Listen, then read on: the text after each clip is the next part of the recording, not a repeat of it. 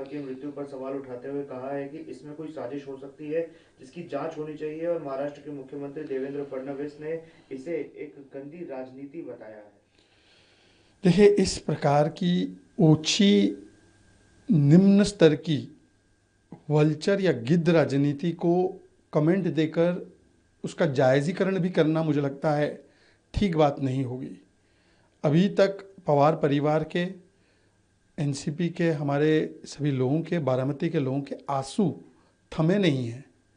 अभी अंतिम संस्कार और जो चिता की आग है वो अभी भी वो गर्म है, और उसके बीच में आप इस प्रकार की गिद्ध राजनीति एक इतने बड़े हादसे पे करें जो हम लोग उसको सहन कर रहे हैं, तो मुझे लगता है कि इस पर आदरणीय शरद पवार जी को आकर प्रतिक्रिया देनी पड़ी। सोचिए, इससे ज़्यादा दुखदायी क्या हो सकता है कि एक बेटे समान व्यक्ति उनका गया है और उनको इस बीच में आकर 85 साल के एक नेता को आकर इस पर पूर्ण विराम लगाना पड़ता है। उनकी बातों से पूर्ण विराम लगा है। फडणवीस जी और एकनाथ शिंदे जी ने भी अपनी प्रतिक्रिया दी है। मुझे लगता है ये निम्न स्तर की गिद्ध राजनीति से बचना चाहिए था। महाराष्ट्र के उप मुख्यमंत्री जो एक्सीडेंट हुआ है, तो ममता बनर्जी ने कहा कि ये थोड़ा संदेहजनक है। ये मैंने शरद पवार जी का भी स्टेटमेंट देखा हूँ, और शरद पवार जी ने बोला है कि ऐसा मृत्यु को लेके ऐसा भ्रम फैलाना उचित नहीं है।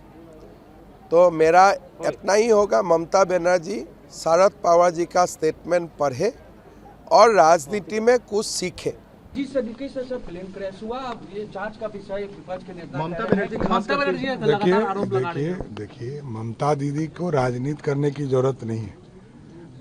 उनके परिवार के सदस्य सरकार के साथ खड़े हैं और सरकार का स्पष्ट मानना है किसी तरह की भी चूक हुई है तो लगातार जो परिवार का आदेश होगा उस पर कार्रवाई होगी। साजिश की बात खुद ही कह रहे हैं कि इसमें कोई साजिश की बात नहीं है, ये एक दुर्घटना है। मैं तो यही कह रहा हूं कि अजीत पवार जी की हादसा दुखद है, पूरा देश मर्माहत है। जिस कंपनी का है वो मर्माहत है, परिवार तो छोड़ दीजिए, पूरा देश मर्माहत है।